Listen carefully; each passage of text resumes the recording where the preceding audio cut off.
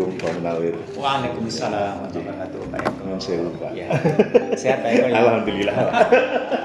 Gini Pak, Pak Kepala Sekolah, mohon maaf mengganggu waktunya.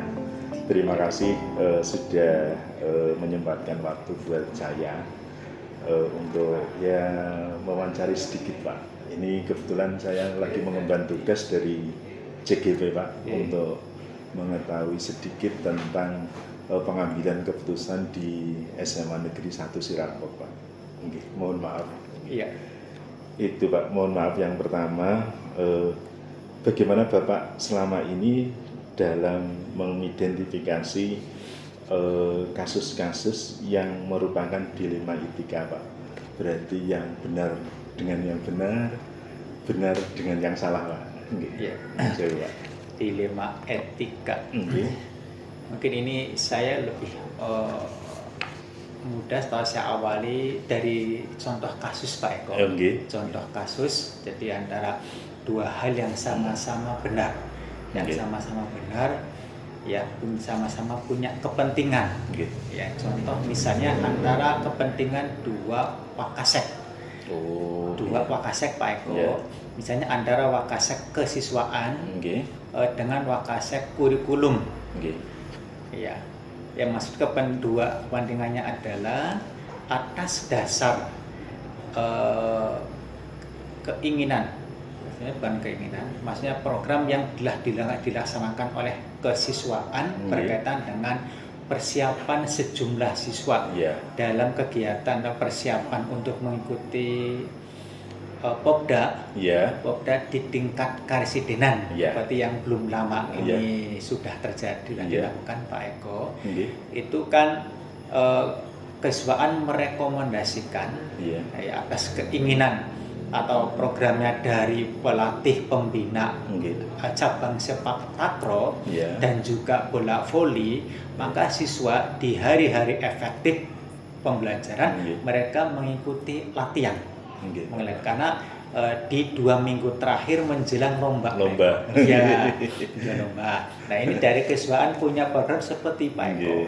Kemudian dari kurikulum ya itu menghendaki agar siswa tetap bisa mengikuti kegiatan pembelajaran Pak Eko. Ini kan sama-sama benarnya masing-masing punya kepentingan. Di satu sisi pengen kesiswaan itu maksimal dalam prestasinya, di sisi lain ke wakasek kurikulum juga menghendaki agar siswa maksimal dalam kegiatan pembelajaran.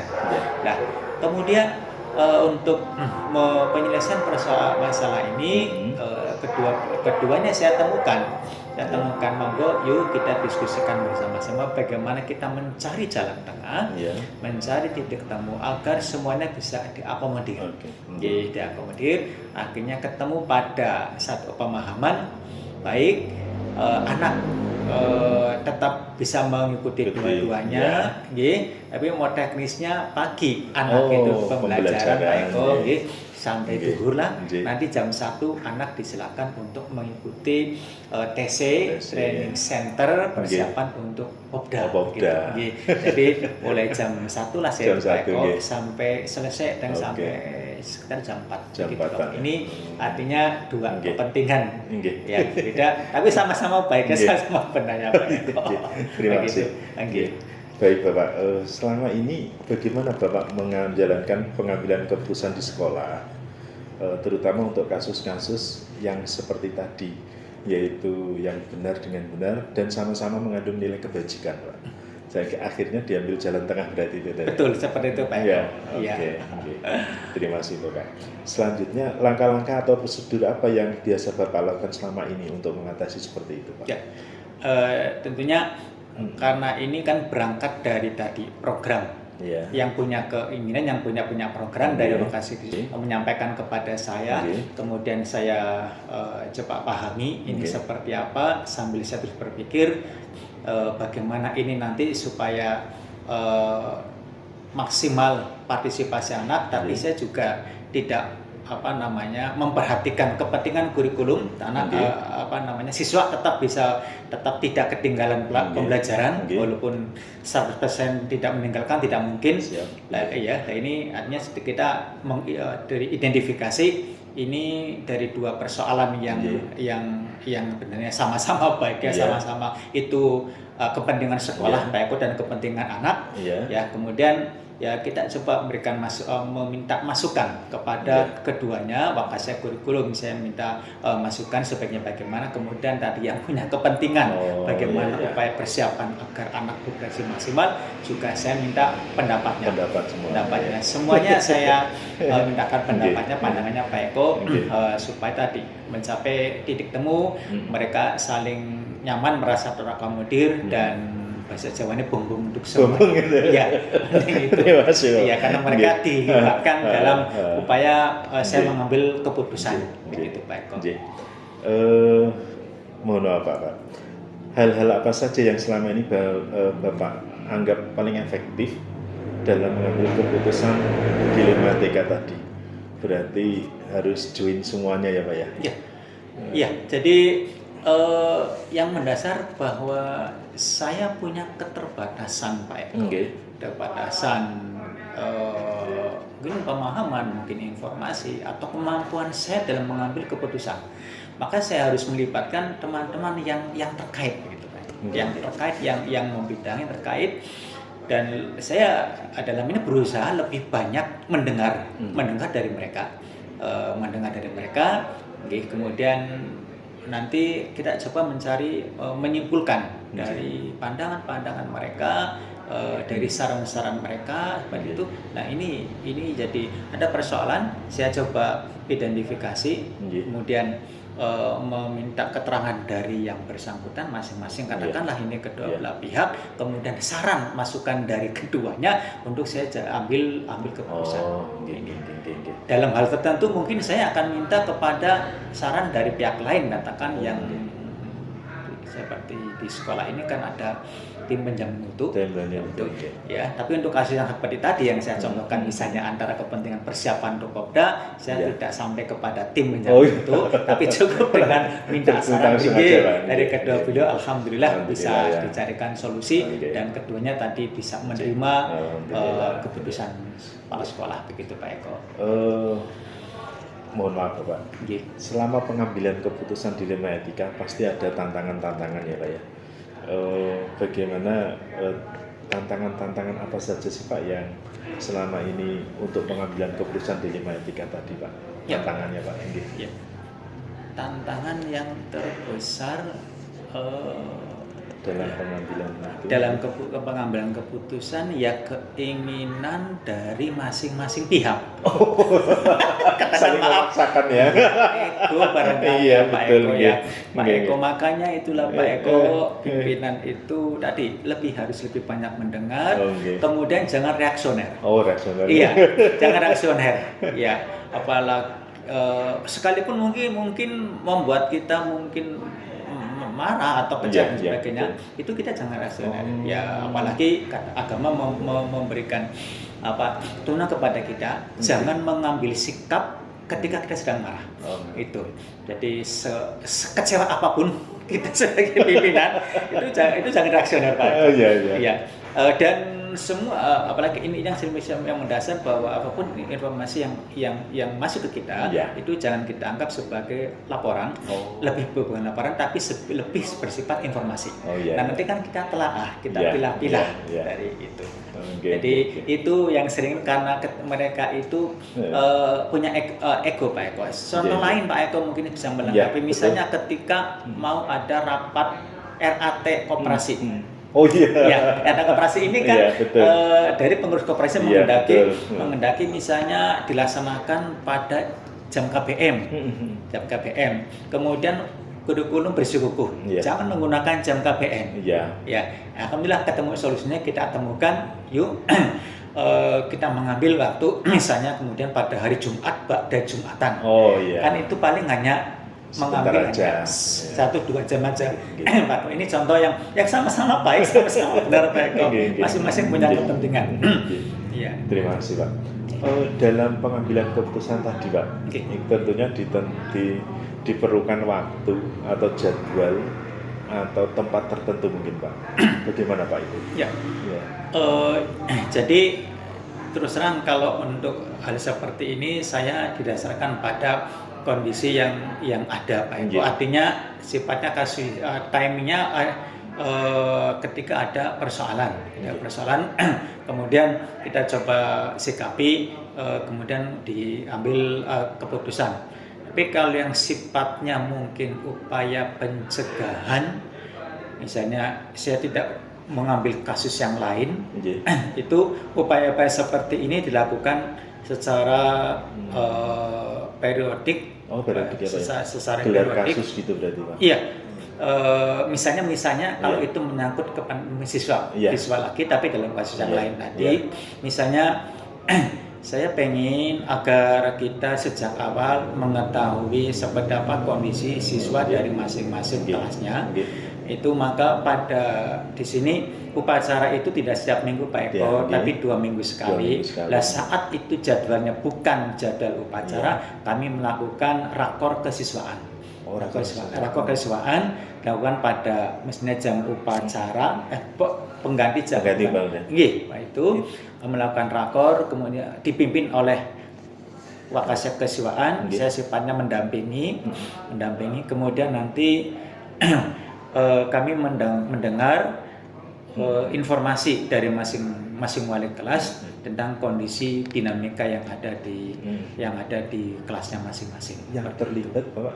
Yang terlibat itu di rakor itu semuanya, semua guru, termasuk dan kehadiran tim STP 2K itu harus ada. STP 2K, kemudian BK semuanya, karena BK dalam ini kan masing-masing kelas bisa jadi pembimbingnya berbeda. Kemudian perwakilan dari staf administrasi itu kami karena bagaimanapun bahwa situasi sekolah itu harus diketahui oleh semua warga sekolah. Ya, walaupun mungkin untuk staf administrasi itu tidak semuanya, tapi cukup ada perwakilan yang mengikuti sehingga tetap mereka beliau itu tetap tahu kondisi dinamika yang ada di sekolah. Alhamdulillah. Banyak faktor kan Pak untuk pengambilan keputusan ya Pak ya? Betul. Iya. Kira-kira faktor-faktor apa yang bisa mempermudah atau membantu Bapak dalam mengambil keputusan tadi? Ya. Faktor yang mempermudah itu saya mengutamakan teamwork Pak Eko. Teamwork ya? Teamwork. Teamwork. Jadi dalam hal pengambilan keputusan menyikapi persoalan yang ada itu teamwork. Kemudian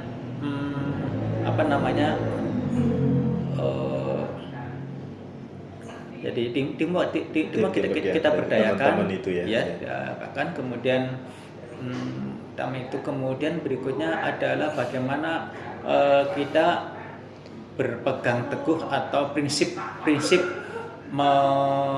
menggunakan aturan main, regulasi, nomenklatur yang ada itu harus sesuatu yang harus dipedomani Pak Eko. Harus dipedomani. Ya, kemudian keterlibatan yang ketiga itu keterlibatan banyak pihak dalam batas memang para pihak itu diperlukan kontribusinya dalam pemecahan masalah atau penyelesaian kasus itu. Barangkali itu Pak Eko yang mengisi. Jadi teamwork teamwork kemudian didasarkan pada regulasi yang ada, kemudian berdayakan stakeholder yang ada dalam upaya untuk mencoba secara maksimal agar keputusan yang diambil itu meminimalisasi risiko. 100% tanpa risiko itu susah. Ya Pak Eko. Apalagi saya merasa bahwa kepala sekolah itu hanya satu kepala, dan saya yakin bahwa dengan banyak kepala keputusan itu kan lebih baik, lebih bijak, dan tadi meminimalisasi risiko, memuaskan semuanya itu susah sekali. Dan itu kayaknya susah Pak Eko. Barangkali tidak mungkin Pak Eko. Terima kasih Bapak. Ini untuk terakhir kali ini. Mohon ini yang bisa saya petik dari pengalaman Bapak dalam memutuskan keputusan D5 etika apa Pak? Ini ngang suka ini Pak. Tadi jangan reaksioner Pak Eko, jangan ya, jangan lebih reaksioner ya, jangan reaksioner. Kemudian istilah agama itu tabayun, ya tabayun dalam ini adalah lebih banyak kita mendengar, kemudian mendengar masukan aspirasi dari teman-teman, kemudian jangan pernah mengambil keputusan pada saat kita sedang mungkin marah ekstrim ya. Iya, marah, walaupun sebisa mungkin pimpinan itu jangan terlalu kelihatan ekspresi marahnya, walaupun memang dalam keadaan marah. Ya. Ini susah nih, Pak. itu saja sulit sekali Pak Eko. Ya, tapi paling tidak kalau kita maaf bercermin kepada negarawan kita itu kayak Pak Harto itu marahnya beliau itu kan tidak kelihatan. Nggak kelihatan. Kemudian Pak SBY kan begitu Pak. Marah seperti apa, tapi kalimat-kalimat yang terlontar dari beliau itu masih tetap saya santun gitu ya. On the track ya. Aduh, kalau kepala dinas provinsi saya dengar ingat dulu itu Pak siapa itu ada, saya walaupun memarahi orang tetapi dengan bahasa yang berkemasannya luar biasa, yang dimarahi malah guyu. Saya kok lupa Pak ya, kok itu ada itu, saya masih ingat itu sudah lama itu. Orang memarahi guru, memarahi kepala sekolah ya. Itu yang dimarahi malah guyu. Ini kan susah sekali. Itu ya, jadi kita berusaha katakan kondisi manapun, tetapi kita berusaha, makanya mungkin butuh ketenangan, berusaha tenang. Makanya caranya adalah jangan kita mempersepsikan bahwa setiap yang datang masuk kepada kita itu jangan kita anggap sebagai laporan. Sebab mungkin yang menyampaikan kepada kita tujuannya mungkin beragam. Mungkin ada yang tendensius, atau bagaimana, maka tadi semuanya kita tampung sebagai informasi. Masih kita telah kita pilah-pilah, kemudian dalam ketika mengambil kebijakan, yuk teman-teman yang membidangi kita libatkan, kita banyak mendengar, kemudian tetap keputusan ada di tangan pimpinan. Dengan seperti itu harapannya tadi bisa dipahami oleh semuanya. Kemudian meminimalisasi risiko, memuaskan semua pihak susah sekali. Terima kasih Bapak atas waktunya. Semoga Bapak selalu diberikan kesehatan, keberkahan, dan cukup ya. Seperti itu. Terima kasih Pak Eko. Silaturahimnya mohon maaf kalau tidak memuaskan. Sehat-sehat, salam untuk keluarga. Sehat walafiat. Amin. Terima kasih Bapak.